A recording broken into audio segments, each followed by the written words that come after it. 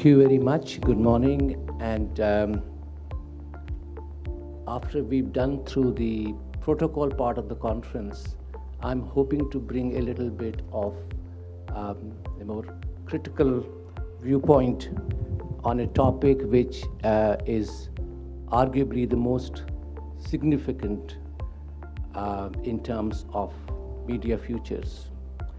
It was also alluded to by my colleagues from who have spoken before me, including Professor from Italy.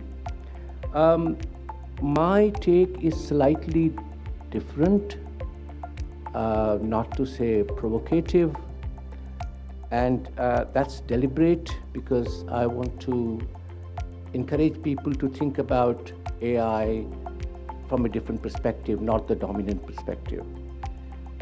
And as the title indicates, calling it intelligent imperialism, the notion of imperialism is very old, so I will talk a little bit about how that has evolved towards the end of my talk. But I want to look at who is actually pushing this whole discourse and where does the majority world, which often is described as global south, fit into in that discourse. Before I do that, courtesy demands that I thank my team here for organizing this conference and inviting me, my first MEDCOM, in a lovely setting. So let me start with what I call, let me see if it works, American intelligence. So if you look at the 5 companies which dominate AI, these are, some of them are traditional actors, from Microsoft to Apple to Google to Meta. Only relatively new player is NVIDIA. And they are, without exception, all American companies. And they've been already in control of the digital world. Microsoft, remember, there were cases against Microsoft way back in 1980s for what was called Microsoft monopoly.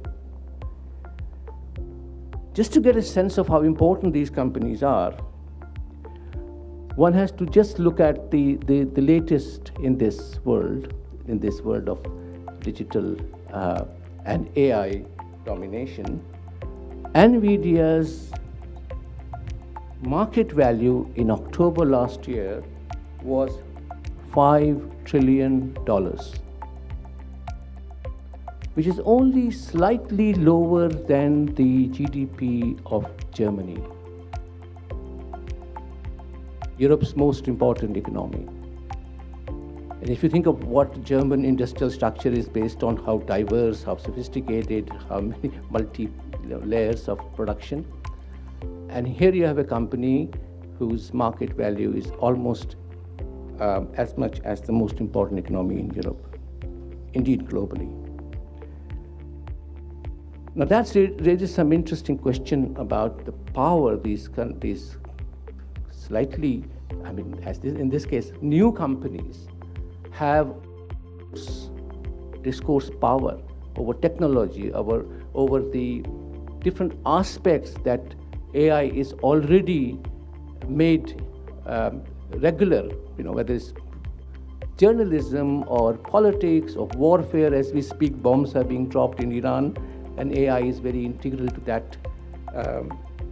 that warfare. Now, these companies are also in a very interesting connection with each other. They compete, but they also cooperate. And this is, again, not unusual for corporate relations. You go back to modern history, 18th century onwards, you will see a very interesting collaboration as well as contestation in different parts of the world. This has then led to a debate in certain sections of communication research, especially international communication research, especially those of us who work within a more critical framework, about what it means in terms of who is setting the agenda, who has that power. Some examples of recent research, some of you may have already seen this. The idea of data colonization, a very well-known book by a professor at LSE,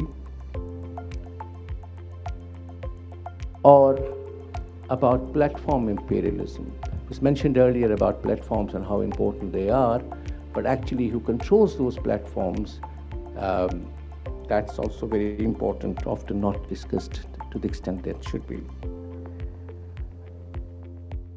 And then you have the idea of data cartels,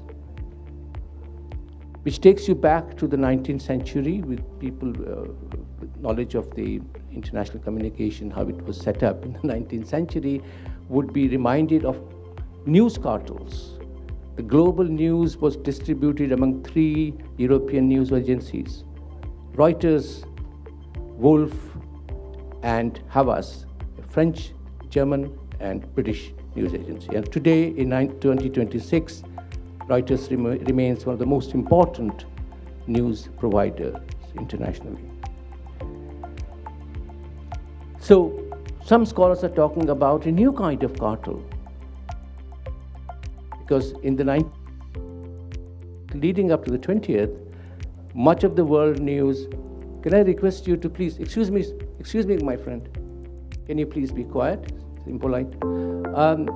So, in the leading up to 20th century, the global news was divided between 3 European imperial powers. They divided the world. And that's why we got our information about what was happening in different parts of the world. So particularly relevant for Global South. Now you have a data cartel. And then you have cloud empires. So you and I, we put our private information, our photographs, our documents, they're out in the cloud. These clouds are not divine. They're man-made, women-made. And they are commercial operations. Okay? So it's not surprising that today about surveillance capitalism, that everything we do is being monitored. In democracies, I'm not talking about China, I'll come to China later in my presentation. And that I word, Silicon Valley imperialism. This is a phrase which actually has very interesting, timely reverberation, because what's happening in Washington and how this is a continuation of a new kind of domination. Right? So that brings me to, I want to give that background in terms of this digital world, shows a certain kind of domination which wasn't there 20 years ago, because this kind of domination didn't exist. This kind of networks didn't exist, platforms didn't exist, international infrastructure didn't exist. So, enter AI. Now, of course, AI has a very long history. This is not the forum to discuss that, but I wanted to just bring that in connection to communication, because it's arguably most transformational change that's happened to communication. Going back to Mr. Trump, some of you may remember this was part of his election campaign in 2024, and all of these short videos on TikTok had people who were AI generated. They're not real people. Okay, so this is happening in one of the most advanced democracies in the world. Not just that, you had very big examples of deep fakes. Now it's become very common to talk about deep fakes, AI-generated fakery. Here you had a famous pop star telling Americans that you should vote for Mr. Trump. And as we know, it was all fake. Even more interesting was this. Kamala Harris, remember, she was the Democratic candidate contesting against Mr. Trump. And look at the absurdity of this image. Soviet Union is gone. It died in 1990. You have to look very hard which are the communist countries in the world. I won't describe China as communist. It's more capitalist than any other country that I know. So this is just one example, and there are dozens more we can discuss perhaps later, across the world, where this technology has been very cleverly used to promote a particular kind of agenda, in this case, electoral agenda. It's also been used in other international contexts. For example, this was in France, this migration threat, these folks, the brown and black people are coming from, Mediterranean, they have to be, stopped, etc. A huge amount of AI used in that. And on a positive note, what is doing to translation? Very important for a conference like this, where you have people from all over the world. If you go to the website of RT, Russia Today, which is the Russian propaganda network, Kremlin's propaganda network to be very precise, you will see Mr. Putin's speeches, main speeches, in flawless English. And if you did not know there's something on AI, you might think this guy speaks with an Oxford accent. I mean, he does speak English, not as well as German, but it is, it looks real that this person is speaking in English. Now just think of what that means for international diplomacy. And also fakery, there are both aspects to that.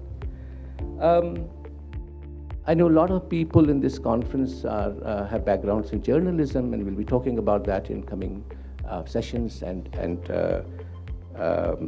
discussions. I just wanted to make 2 points about that. One is this idea of sameness. I call it robotic reporting, because it's not the humans who are writing the stories, the machines writing the stories. So that aspect which made journalism what it was, I use the past tense advisedly, now it is very similar. All the edges have been taken out. It's very smooth, it reads very well, but it's not saying very much. So it's wonderful for governments who don't want things to go out in the public sphere, or for corporations, etc.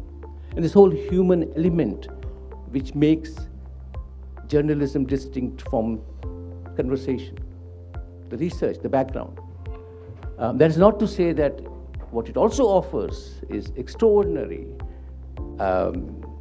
in terms of availability of content within time and space unimaginable even a year ago. It also then means that there is a lot of misrepresentation of news. This is a study that was done in Europe looking at different news organizations, and they found that there were very serious factual errors because the stories were done using ChatGPT or its brethren.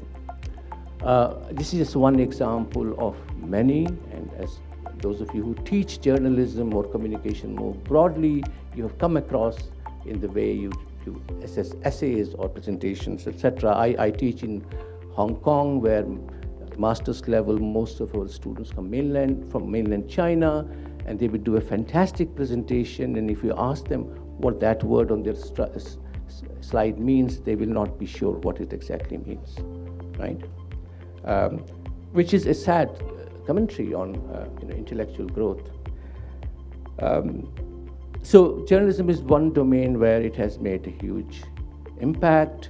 You probably read recently one of the World Washington Post got 30% of journalism journalists sacked.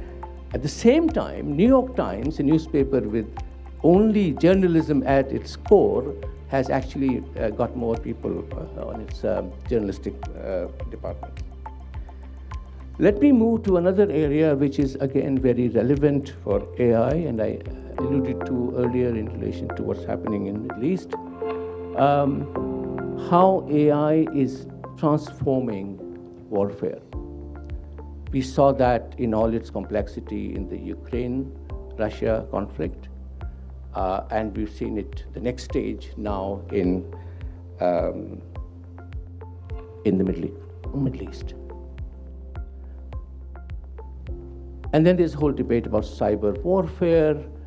In today's newspaper, there was a very interesting phrase that President Trump has used. He's openly asking the tech companies to hack back. His phrase, hack the Iranian digital world. And we also seen, this is just one example of what's actually happening in the battlefield and what we see on our screens. There are a dozen more such examples. I thought this was contemporary, so I should share it with you. One other very important aspect, and one which actually is often ignored in dominant narratives and discussions about AI, is the environment. And I was very happy to hear earlier that there is a big environmental promoting. But just spare a thought about how much it costs to run AI operations, data centers, for example. So this is just looking at the United States as the most important player. Every major economy today has data centers. As you can see how it is growing, and the projections are that it's going to grow much bigger because everything is moving into the AI space.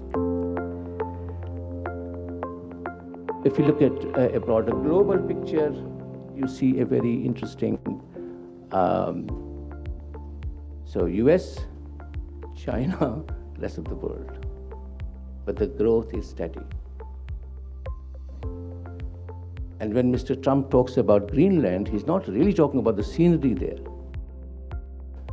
right? It's a fantastic place to set up data centers. So that's from, as it were, the dominant narrative coming from Washington, or more precisely from California, and global for reasons I tried to allude to. The disruption in that discourse has come from somewhere else. And it makes it more interesting, competitive, and to my understanding, very good for the majority world. Oops, what happened here? Okay, good.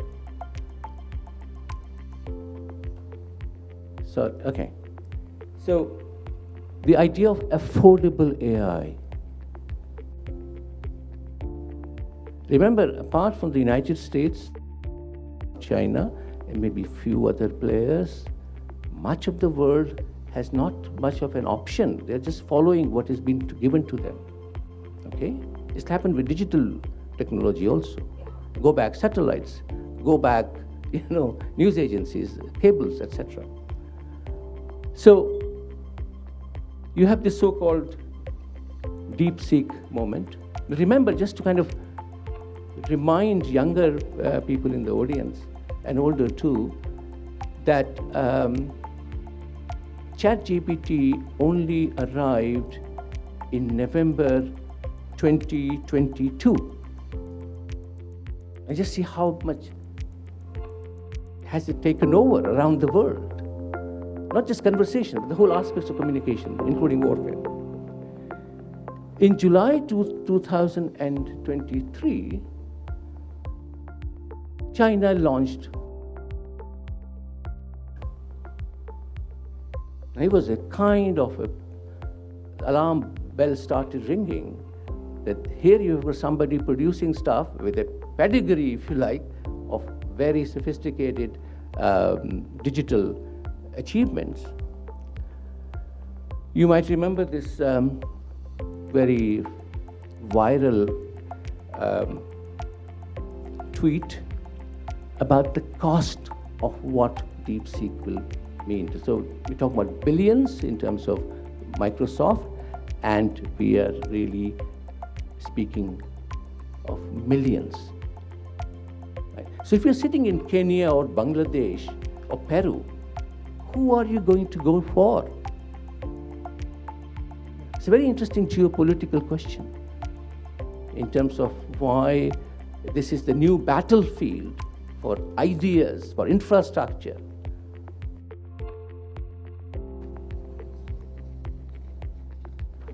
So no wonder, even before this moment arrived, there was already a kind of narrative being set up, especially from the think tanks in the United States and in Western Europe, to describe this as a kind of democratic versus authoritarian AI.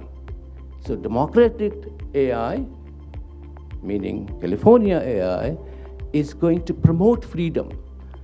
This is from a think tank, how it will enhance freedom, enhance internet becoming more open, as against what it would do for our adversaries, in this case Russia and China, manufacturing deceit. Right? That's the title of a report which came out a couple of years ago, before actually chatting. So, of course, Russia is very important in this world also. We've seen, as I mentioned, in relation to the warfare in Ukraine. And let's not forget, Russia is a very sophisticated scientific powerhouse. Apart from energy powerhouse and water powerhouse, it's not something which often we get to read in the Western media.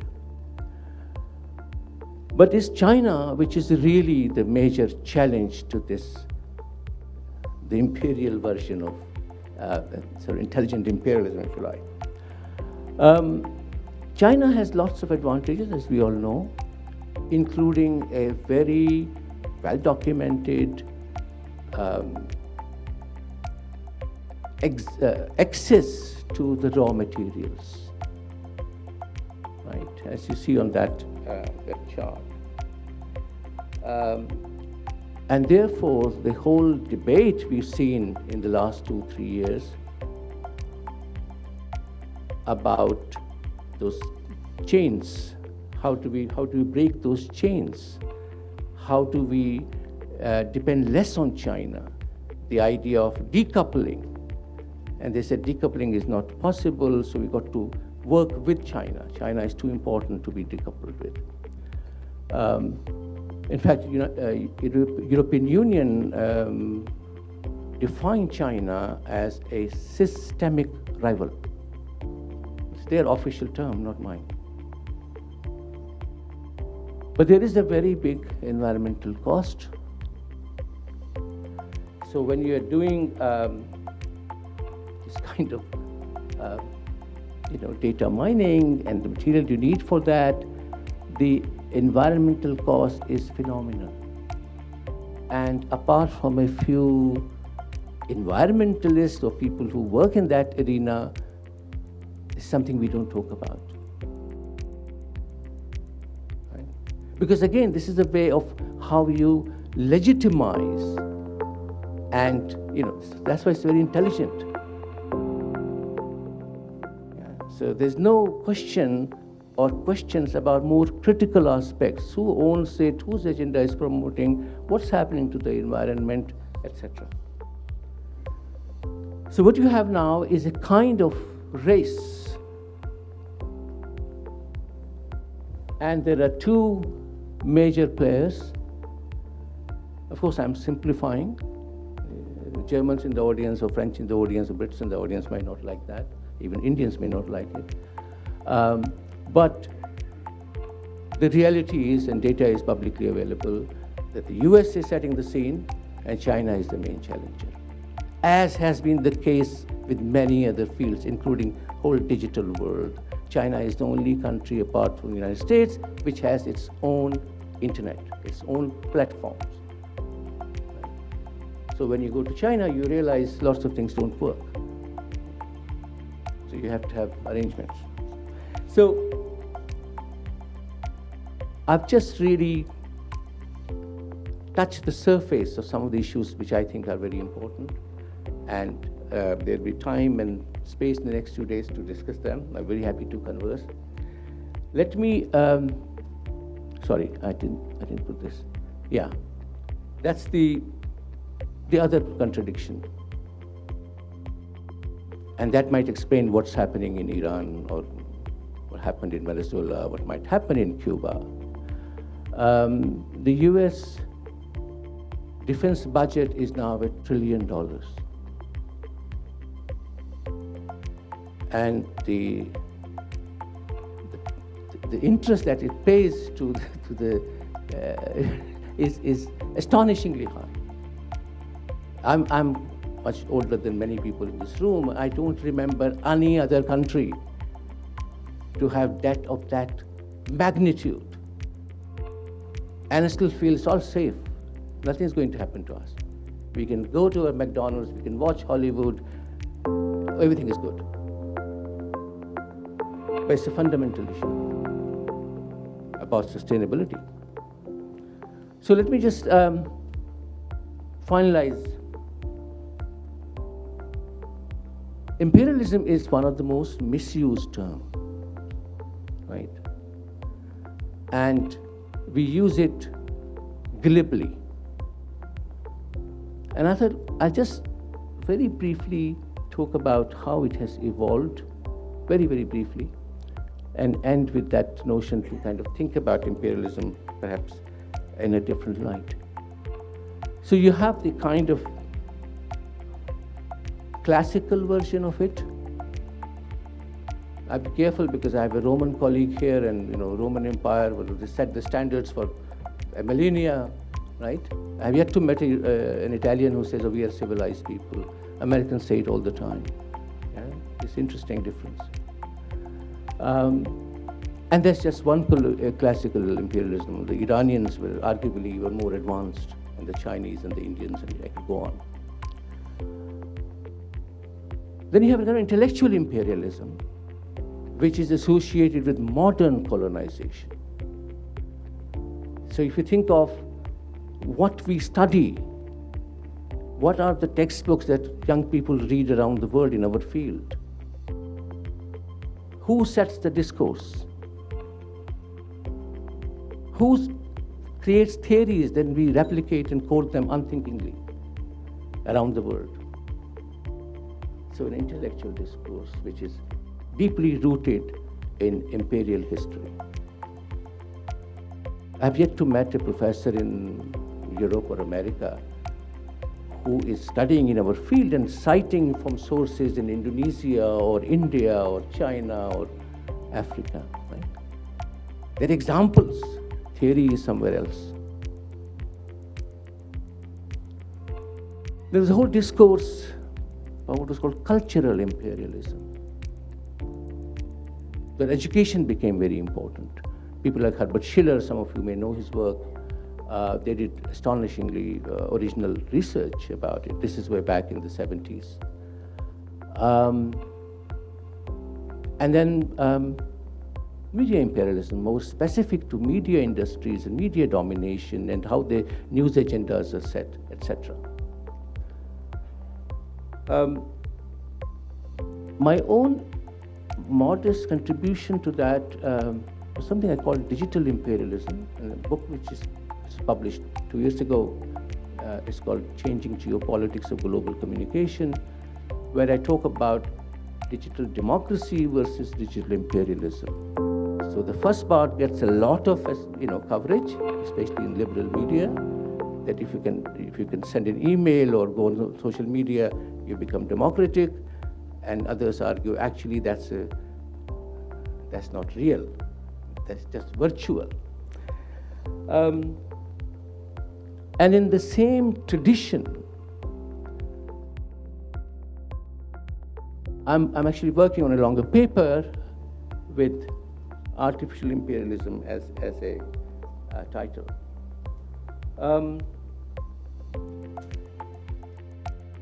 As I said, ChatGPT is only, what, 3-4 years old,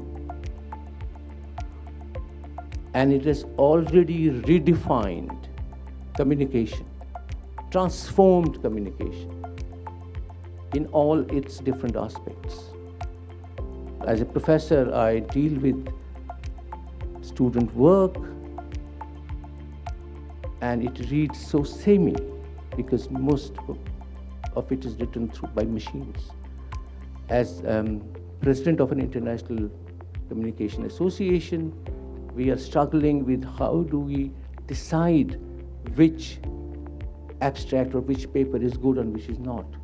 Increasingly, they are written by machines. Okay. So it's a very big challenge in terms of originality, in terms of diversity, in terms of pushing the intellectual envelope further.